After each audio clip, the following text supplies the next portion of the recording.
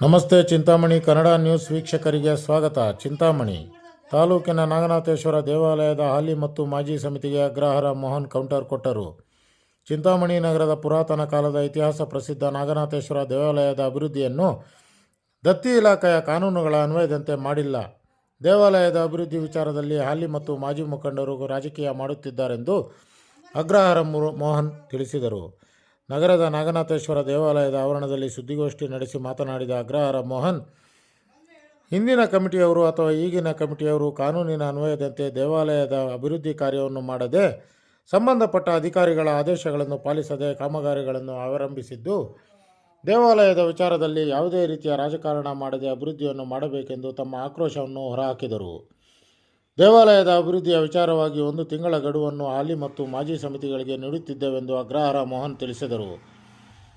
ಈ ಸಂದರ್ಭದಲ್ಲಿ ಅಗ್ರಹಾರ ಮೋಹನ್, ಮುನಿರಾಜು, ಮೂರ್ತಿ, ಅಂಕಲ್, ಅರುಣ್, ರಮೇಶ್, ನಾರಾಯಣಪ್ಪ, ಮಂಜುನಾಥ, ನಾರಾಯಣಸ್ವಾಮಿ, ವೀರಪ್ಪ, ಧನ, ಸೂರಿ, ನರೇಶ್, ರಾಜೇಶ್, ಅನಿಲ, ದರ್ಶನ್ ಹಾಜರಿದ್ದರು. ಕೆಲವು ಅಂತೆಕಂತೆಗಳನ್ನ ಇಲ್ಲಿ ಮಾಧ್ಯಮದ ಮುಖಾಂತರ, ಪತ್ರಿಕೆಗಳ ಮುಖಾಂತರ ಕೆಲವು ಸಮಿತಿಯವರು ತಿಳಿಸ್ತಾ ಇದ್ದಾರೆ.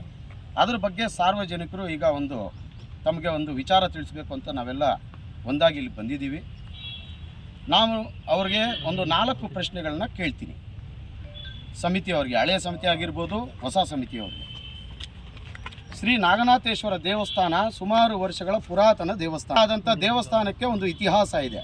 ಆ ಇತಿಹಾಸನ ಇವರ ಪ್ರತಿಷ್ಠೆಗೆ, ಇವರ ಒಂದು ಸ್ವಾಯತ್ತತೆಗೆ ಹಾಳು ಮಾಡಿ ಇವತ್ತು ನಾಗನಾಥೇಶ್ವರ ದೇವಸ್ಥಾನನ ಹರಾಜಾಕಿ ದೇವಾಲಯಗಳಲ್ಲಿ ರಾಜಕಾರಣ ಮಾಡೋದು ತಪ್ಪು ಅಂತ ನಾವು ಸಾರ್ವಜನಿಕರ ಪರವಾಗಿ ಅವರಿಗೆ ತಿಳಿಪಡಿಸ್ತೇನೆ ನಿಮ್ಮ ಮಾಧ್ಯಮದ ಮುಖಾಂತರ. ಮೊದಲನೇದಾಗಿ 2018-19ರಲ್ಲಿ ಹಳೆಯ ಸಮಿತಿಯವರು ಒಂದು ಸಮಿತಿ ನಿರ್ಮಾಣ ಮಾಡಿಕೊಂಡ್ರು. ಈ ದೇವಸ್ಥಾನನ ಬೇರೆ ರೀತಿ ವಿನ್ಯಾಸ ಮಾಡಿ ಸಾರ್ವಜನಿಕರಿಗೆ ತೋರಿಸ್ಬೇಕು, ಒಳ್ಳೆಯ ದೇವಸ್ಥಾನ ಮಾಡಬೇಕು ಅನ್ನೋ ಉದ್ದೇಶದಿಂದ ಆ ಅನುಮತಿ ಪಡೆದಾಗ ನಿಮಗೆ ಜಿಲ್ಲಾಧಿಕಾರಿಗಳು, ಉಪವಿಭಾಗಾಧಿಕಾರಿಗಳು, ಚಿಂತಾಮಣಿ ತಹಸೀಲ್ದಾರರು, ಆಗಿನ ಅಧಿಕಾರಿಗಳು ನಿಮಗೆ ಯಾವ ರೀತಿಯಾದಂಥ ನಿಯಮಾನುಸಾರ ದೇವಸ್ಥಾನ ಜೀರ್ಣೋದ್ಧಾರ ಮಾಡಬೇಕು ಅಂತ ಹೇಳಿದ್ದಾರೆ ನಿಮಗೆ ಅನುಮತಿ ಪತ್ರದಲ್ಲಿ. ನಿಮ್ಮ ಮಾನದಂಡಗಳೇನು, ಆಗಿನ ಸಮಿತಿಯವರಿಗೆ ಮಾನದಂಡಗಳೇನು. ಅದೇ ರೀತಿ 2019ರಲ್ಲಿ ಇಲ್ಲಿ ಸುಮಾರು ಜನ ಸೇರಿ ಪೂಜೆ ಪುನಸ್ಕಾರಗಳು, ಕೈಂಕಾರಗಳು ಮಾಡಿ ಶಿಥಿಲ ಮಾಡಿ ಇಲ್ಲಿ ದೇವಸ್ಥಾನ ನಿರ್ಮಾಣಕ್ಕೆ ಕಾಮಗಾರಿಗೆ ಪ್ರಾರಂಭ ಮಾಡಿದ್ರು. ಆ ಪ್ರಾರಂಭ ಮಾಡಿದಾಗ ಸುಮಾರು ಕಲ್ಲು ಬಂಡೆಗಳು ಬರ್ತಾಯಿದೆ, ಲೋಡುಗಳು ಇಲ್ಲಿಗೆ ಬೇಕಾಗಿರುವಂಥ ಕಟ್ಟಡಕ್ಕೆ ಬೇಕಾಗಿರುವಂಥ ವಸ್ತುಗಳು ಬರ್ತಾಯಿದೆ. ಇವಾಗ ಆರೋಪ ಮಾಡ್ತಾ ಇರುವಂಥ ಸದಸ್ಯರು ಆಗ ಏನು ಮಾಡ್ತಿದ್ರಿ, ತಾವು ಏನು ಮಾಡ್ತಿದ್ರಿ ಅಂತ ನಮ್ಮದೊಂದು ಪ್ರಶ್ನೆ. ಅದೇ ರೀತಿ 2021-21ರಲ್ಲಿ ಕೆಲವು ಕಾಮಗಾರಿನ ಮಾಡ್ಕೊಂಡು ಬಂದಿದ್ದಾರೆ ಅಲ್ಪ ಸ್ವಲ್ಪ ಆ ಸಮಿತಿಯವರು, ಹಳೆಯ ಸಮಿತಿಯವರು. ಈ ಹೊಸ ಸಮಿತಿಯವರು ಆರೋಪ ಮಾಡ್ತಾ ಇದ್ದಾರಲ್ಲ, ಈಗ ದುಡ್ಡು ತಿಂದಾಕಿದ್ರು, ಹಣ ತಿಂದಾಕಿದ್ರು ಅಂತ. ಆ ಹಣ ಎಲ್ಲಿ, ಯಾರಿಂದ ಬಂದಿದೆ, ಯಾರು ಕೊಟ್ಟರು, ಎಷ್ಟು ಕೊಟ್ಟರು, ನೀವು ಜನಕ್ಕೆ ದಾಖಲಾತಿ ಮುಖಾಂತರ ಹೇಳಬೇಕು. ಇವತ್ತು ಸುಮ್ಮನೆ ಆರೋಪ ಮಾಡೋದಲ್ಲ ಪತ್ರಿಕೆಗಳ ಮುಖಾಂತರ. ಆ ಜಮೀನು ಎಲ್ಲಿದೆ, ಆ ಜಮೀನು ದಾಖಲೆ ಎಲ್ಲಿದೆ, ಮಾರಾಟ ಮಾಡಿದವ್ರು ಯಾರು, ತಗೊಂಡವ್ರು ಯಾರು, ಅವ್ರ ಹೆಸರುಗಳು ನಿಮಗೆ ಗೊತ್ತಿಲ್ವಾ? ಎಲ್ಲೆಲ್ಲೋ ಹೋಗಿ ಅರ್ಜಿಗಳು ಕೊಡೋದು ಗೊತ್ತಿದೆ ತಮಗೆ, ಅಧಿಕಾರಿಗಳಿಗೂ ಕಚೇರಿಗಳಿಗೆ. ಈ ದಾಖಲೆ ತೊಗೊಂಡ್ಬಂದು ಸಾರ್ವಜನಿಕರಿಗೆ ತೋರಿಸುವಂಥ ವ್ಯವಸ್ಥೆ ನಿಮ್ಮಲ್ಲಿ ಇಲ್ವಾ? ಸುಮ್ಮನೆ ತಪ್ಪು ಹೇಳಿಕೆಗಳನ್ನ ಕೊಟ್ಟು ಜನರನ್ನು ತಪ್ಪುದಾರಿಗೆ ಎಳೆದು ಈ ಒಂದು ನಾಗನಾಥೇಶ್ವರ ದೇವಸ್ಥಾನನ ನೀವು ಹರಾಜಾಗ್ತಾ ಇದ್ದೀರಾ, ದೇವ್ರಿಗೆ ಅಪಮಾನ ಮಾಡ್ತಾ ಇದ್ದೀರಾ ಅಂತ ನಾವು ಇವತ್ತು ಹೇಳೋಕ್ಕೆ ಇಷ್ಟಪಡ್ತೇವೆ. ಅದೇ ರೀತಿ 2023ರಲ್ಲಿ ಹಳೆಯ ಸಮಿತಿ ನಿರ್ಗಮನ ಆಯಿತು. 2023ರಲ್ಲಿ ಹೊಸ ಸಮಿತಿ ನಿರ್ಮಾಣ ಆದಾಗ ಅವರು ಕೊಟ್ಟ ಸಮಯದಲ್ಲಿ ಅವರು ಸ್ವಲ್ಪ ಕಾಮಗಾರಿಯನ್ನು ಮಾಡಿದ್ದಾರೆ, ಕೆಲಸಗಳು ಮಾಡಿದ್ದಾರೆ. ನಿಮಗೂ ಸಹ ಸಮಿತಿ ನಿರ್ಮಾಣ ಆಗಿ ಅಭಿವೃದ್ಧಿ ಸಮಿತಿ ಅಂತ ನೀವು ಮಾಡ್ಕೊಂಡ್ರಿ, ಅವ್ರು ಜೀರ್ಣೋದ್ಧಾರ ಸಮಿತಿ ಅಂತ ಮಾಡ್ಕೊಂಡ್ರು.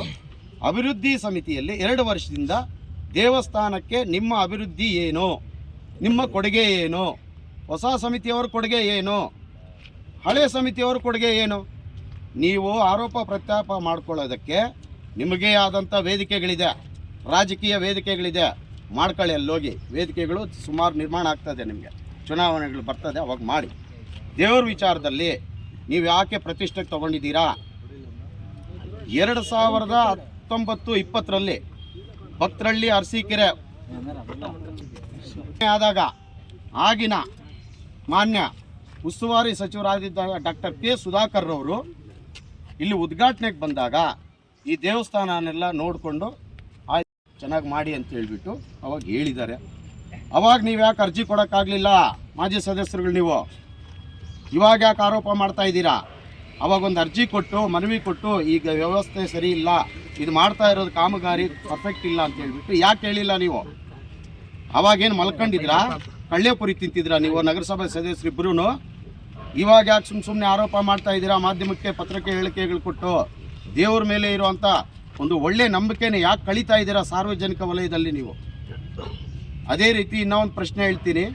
ನಿಮ್ಮ ಮುಂದಿರೋ ಪ್ರಶ್ನೆ ಒಂದೇ, ನಿಮ್ಮಿಬ್ಬರಿಗೂ ಸಮಿತಿಗಳಿಗೆ ಒಂದೇ ಪ್ರಶ್ನೆ. ದೇವ್ರನ್ನ ಕದಲಿಸಬಾರ್ದು, ಕದಲಿಸಬೇಕು.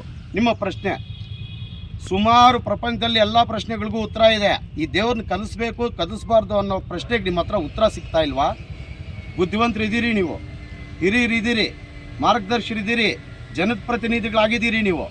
ಇವತ್ತು ಒಂದು ದೇವಸ್ಥಾನ ಹಾಳಾಗಿದೆ, ಅದು ಇಲ್ಲಿನ ಅನೈತಿಕ ಚಟುವಟಿಕೆಗಳು ನಡೀತಾ ಇದೆ ಅಂತ ಹೇಳ್ಬಿಟ್ಟು ನಿಮ್ಮ ಗಮನಕ್ಕೆ ಬರ್ತಾ ಇಲ್ವಾ? ನಿಮ್ಮ ಕಣ್ಣಿಗೆ ಕಾಣಿಸ್ತಿಲ್ವಾ? ಆವತ್ತು ದೇವ್ರನ್ನ ಮೂಲ ವಿಗ್ರಹನ ತೆಗೆದು ಇಲ್ಲಿ ಮಾಡಿದಾಗ, ಗುಡಿ ಮಾಡಿದಾಗ ನೀವು ಪ್ರತಿದಿನ ಬಂದು ನಮಸ್ಕಾರ ಹಾಕ್ಕೊಂಡು ಹೋಗ್ತೀರಲ್ಲ, ಅವಾಗ ಗೊತ್ತಿಲ್ವಾ ನಾವು ಇಲ್ಲಿ ನಮಸ್ಕಾರ ಹಾಕಲ್ಲ, ಅಲ್ಲೇ ಆಗಬೇಕು, ಅದನ್ನು ಕಲಿಸ್ಬೇಡಿ, ಇಲ್ಲಿ ಕಟ್ಟಬೇಡಿ ಅಂತ ಹೇಳಬೇಕಾಗಿತ್ತು ನೀವು. ಅವತ್ತೇನು ಮಾಡ್ತಿದ್ರಿ? ನಿದ್ದೆ ಮಾಡ್ತಿದ್ರಾ? ಇವತ್ತು ದೇವ್ರನ್ನ ಉಪಯೋಗಿಸ್ಕೊಂಡು ನೀವು ರಾಜಕಾರಣ ಮಾಡ್ತೀರಾ. ಜಮೀನು ಮಾರಿದ್ದಾರೆ, ದುಡ್ಡು ಕೊಟ್ಟಿದ್ದಾರೆ ಅಂತೀರಾ.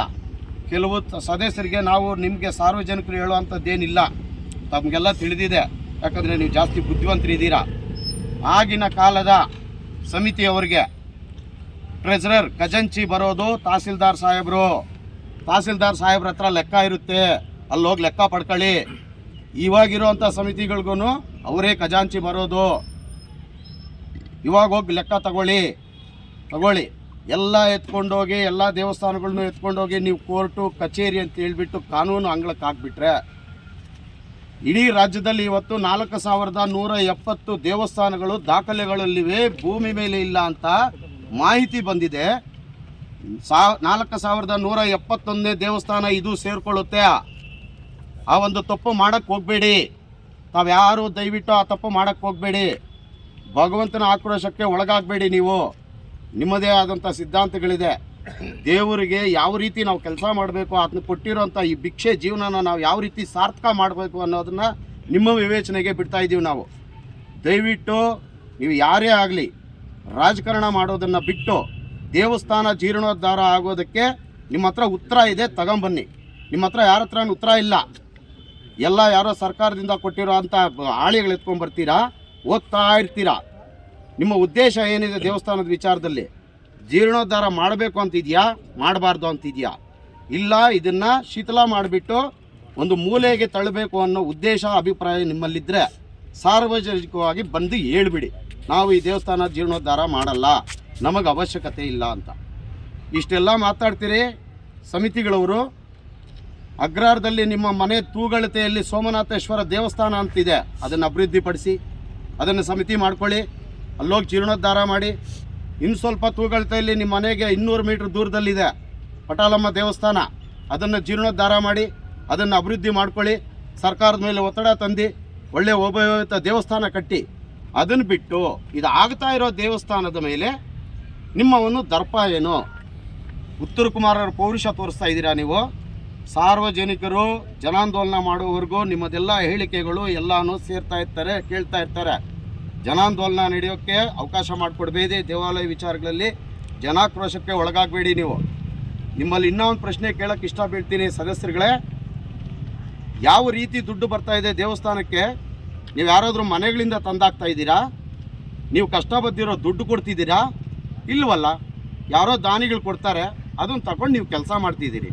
ಯಾರೋ ದಾನಿಗಳು ಪ್ರಸಾದ ಕೊಡ್ತಾ ಇದ್ದಾರೆ, ಬೆಳಗ್ಗೆ ಬಂದು ಇಲ್ಲಿ ಚೇರ್ ಹಾಕ್ಕೊಂಡು ಕೊಡ್ತಾ ಇರ್ತೀರಿ. ಆ ದಾನಿಗಳ ಪಟ್ಟಿ ನಮ್ಮ ಹತ್ರ ಇದೆ. ಮುಂದಿನ ದಿನಗಳಲ್ಲಿ ನಾನು ಹೆಸರು ಸಮೇತ ಹೇಳ್ತೀನಿ, ಯಾವ ಹೋಟ್ಲಲ್ಲಿ ಪ್ರಸಾದ ಬರ್ತದೆ, ಅಲ್ಲಿಗೆ ಯಾರು ದುಡ್ಡು ಕೊಡ್ತಾರೆ ಅಂತ. ಅಲ್ಲೆಲ್ಲೋ ಜಮೀನು ಮಾರಾಕಿದ್ರು, ಅಲ್ಲೆಲ್ಲೋ ಜಮೀನು ಮಾರಾಕ್ತಿರು ಅಂತ ಹೇಳ್ತೀರಲ್ಲ. ಹಾಗಾದರೆ ಇಲ್ಲಿ KGN ಬಡಾವಣೆಯಲ್ಲಿ 7 ಎಕರೆ ಜಮೀನಿತ್ತು, ಅದನ್ನು ಮಾರಾಕಿದ್ರು. ಆ ಸರ್ವೆ ನಂಬರ್ ನಿಮ್ಮ ಹತ್ರ ಇಲ್ವಾ? ಆ ಜಮೀನು ದಾಖಲೆಗಳು ನಿಮಗೆ ಸಿಗಲಿಲ್ವಾ? ಏನು ಮಾಡ್ತಾಯಿದ್ದೀರಾ? ಅದನ್ನು ಕೊಟ್ಟಿದ್ದೀರಿ ನೀವು ಕುಟುಂಬ ನಿರ್ವಹಣೆ ಮಾಡ್ಕೊಳ್ಳಿ ಅಂತ. ಆವತ್ತು ಈ ದೇವಸ್ಥಾನ ಜೀರ್ಣೋದ್ಧಾರದ ದಿವಸ ನೀವು ಅರ್ಚಕರು ಆವತ್ತು ಇದ್ದೀರಿ, ಇವತ್ತು ಪೂಜೆ ಮಾಡ್ತಿದ್ದೀರಿ, ಯಾಕೆ ನಿಲ್ಲಿಸಲಿಲ್ಲ ನೀವು ಅವತ್ತು? ಇವತ್ತು ಯಾಕೆ ನಿಲ್ಲಿಸ್ತಾ ಇದ್ದೀರಾ? ಆಗಮಿಕ ಪಂಡಿತರು ಇರ್ತಾರೆ ಧಾರ್ಮಿಕ ದತ್ತಿ ಇಲಾಖೆಯಲ್ಲಿ, ಅವ್ರನ್ನ ಕರ್ಕೊಬನ್ನಿ. ಎತ್ತಬಾರ್ದಾ ಎತ್ತಬೇಕಾ ಇಲ್ಲಿ ಚರ್ಚೆ ಮಾಡಿ, ಎರಡೂ ಸಮಿತಿಯವ್ರು ಕೂತ್ಕೊಳ್ಳಿ, ಒಂದು ಸಮನ್ವಯ ಸಮಿತಿ ಮಾಡ್ಕೊಳ್ಳಿ, ಒಮ್ಮತಕ್ಕೆ ಬನ್ನಿ. ದೇವಸ್ಥಾನ ಕಟ್ಟಿ ಸಾರ್ವಜನಿಕರಿಗೆ ತೋರಿಸಿ.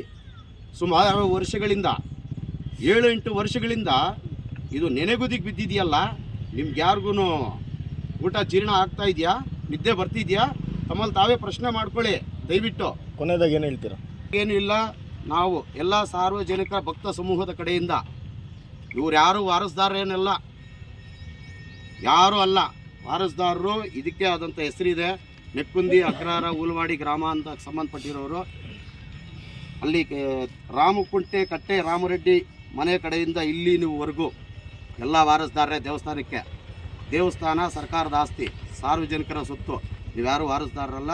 ದಯವಿಟ್ಟು ರಾಜಕಾರಣ ಬಿಟ್ಟು ದೇವಸ್ಥಾನ ಯಾವಾಗ ಜೀರ್ಣೋದ್ಧಾರ ಮಾಡ್ತೀರಾ? ಎರಡನೇದು, ನೀವು ಒಮ್ಮತಕ್ಕೆ ಬಂದು ಸಮಿತಿಗಳನ್ನ ಬೇರೆದು ಮಾಡ್ಕೊಳ್ಳಿ. ಇಲ್ಲಾಂದರೆ ದೇವಸ್ಥಾನನ ಸರ್ಕಾರದ ಅಧೀನಕ್ಕೆ ಕೊಟ್ಟುಬಿಡಿ. ಸರ್ಕಾರ ಇದಿರುತ್ತೆ, ಎಂಡೋಸ್ಮೆಂಟ್ ಕಮಿಷನರ್ ಅಂತ ಬರ್ತಾರೆ ಧಾರ್ಮಿಕ ದತ್ತಿ ಇಲಾಖೆ, ಅವ್ರು ಹ್ಯಾಂಡ್ ಓವರ್ ಮಾಡ್ಕೊಂಡು ಅವ್ರು ಜೀರ್ಣೋದ್ಧಾರ ಮಾಡಿ. ನಿಮ್ಮ ಎರಡೂ ಸಮಿತಿಗಳನ್ನ ನಿರ್ಗಮನ ಮಾಡಿಬಿಡಿ. 1 ತಿಂಗಳ ಮೇಲೆ ಇಲ್ಲ 1 ತಿಂಗಳು ಗಡುವು ಕೊಡ್ತಾ ಇದ್ದೀವಿ ನಾವು ಸಾರ್ವಜನಿಕರ ಪರವಾಗಿ, ಸಾರ್ವಜನಿಕರ ಕಡೆಯಿಂದ. ನೀವು ದಯವಿಟ್ಟು ಇದನ್ನೇನಾದರೂ ಒಂದು ನಿರ್ಧಾರಕ್ಕೆ ಬಂದು ಇದನ್ನು ಕಾಮಗಾರಿ ಮಾಡಿ ಜೀರ್ಣೋದ್ಧಾರ ಮಾಡಿದ್ರೆ ಸರಿ. ಇಲ್ಲ ಅಂದರೆ ಜನಾಂದೋಲನ ಮಾಡಲೇಬೇಕಾಗುತ್ತೆ. ಪ್ರತಿ ಮನೆಗೂ ಕರಪತ್ರ ಹಚ್ಚಿ ನಾವು ರ್ಯಾಲಿ ಮುಖಾಂತರ ತಹಸೀಲ್ದಾರ್ ಕಚೇರಿಗಾಗಲಿ ಇಲ್ಲ ಸದಸ್ಯರ ಮನೆಗಾಗಲಿ ಮುತ್ತಿಗೆ ಹಾಕ್ತೀವಿ ಅಂತ ಹೇಳ್ತಾ ನಾನು 2 ಮಾತು ಮುಗಿಸ್ತಾ ಇದ್ದೀನಿ. ಜೈ ಹಿಂದ್, ಜೈ ಕರ್ನಾಟಕ, ಜೈ ಈಶ್ವರ.